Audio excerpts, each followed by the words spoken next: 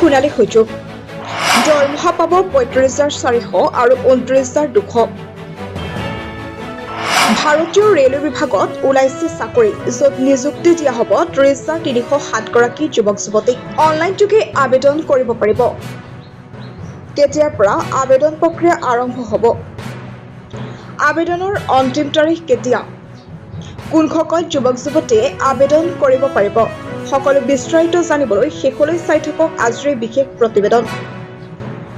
এইখিনিতেই আপোনালৈ অনুৰোধ, আজিৰ এই খবৰটো যিমান পাৰে শ্বেয়াৰ কৰক, কিয়নো আপোনাৰ এটা শ্বেয়াৰে হয়তো আন কোনোবাই ৰেলৱে বিভাগত চাকৰি পাই যাব পাৰে। লগতে যদি আপুনি আমাৰ চেনেল টপ আইডি পলৈ নতুন, নিশ্চয় ফ'ল' কৰিব। ভাৰতীয় ৰেলৱে বিভাগত চাকৰি ওলাইছে সৰ্বমুঠ ৩০,৩০৭টা। শিক্ষিত নিবনুৱা যুৱক যুৱতীৰ কাৰণে ভাল খবৰ। ৰেলৱে বিভাগত চাকৰিৰ কাৰণে আবেদন কৰিব হ'লে আবেদনকাৰী বয়স ১৮ৰ পৰা ৩৬ বছৰৰ ভিতৰত হ'ব লাগিব। যদি আপুনি মেট্ৰিক পাছ কৰিছে তথাপিও আবেদন কৰিব পাৰিব। মুঠতে গ্ৰেজুৱেট লগতে আণ্ডাৰ গ্ৰেজুৱেট সকলো যুৱক যুৱতীয়ে আবেদন কৰিব পাৰিব।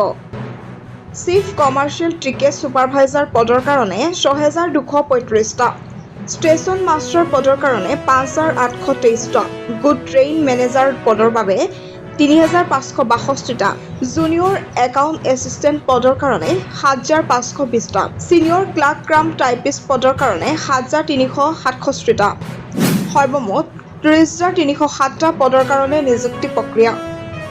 অনলাইন যোগে আবেদন কৰিব পাৰিব।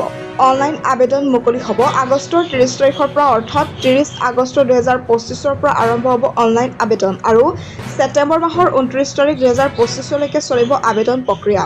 গতিকে মনত ৰাখিব, আগষ্টৰ ৩০ তাৰিখৰ পৰা আৰম্ভ হ'ব আবেদন প্ৰক্ৰিয়া আৰু ছেপ্টেম্বৰ মাহৰ ২৯লৈকে চলিব অনলাইন আবেদন।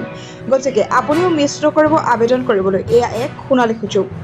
আজি খবৰটো যিমান পাৰে শ্বেয়াৰ কৰক। লগতে সকলো ধৰণৰ খবৰৰ বিস্তাৰিত তথ্য পাই থাকিবলৈ নিশ্চয় টপ আইডি প্ৰ' চেনেলটো ছাবস্ক্ৰাইব আৰু যদি ফেচবুকত চাই আছে নিশ্চয় ফ'ল' কৰিব। News desk report, top ID প্ৰ'।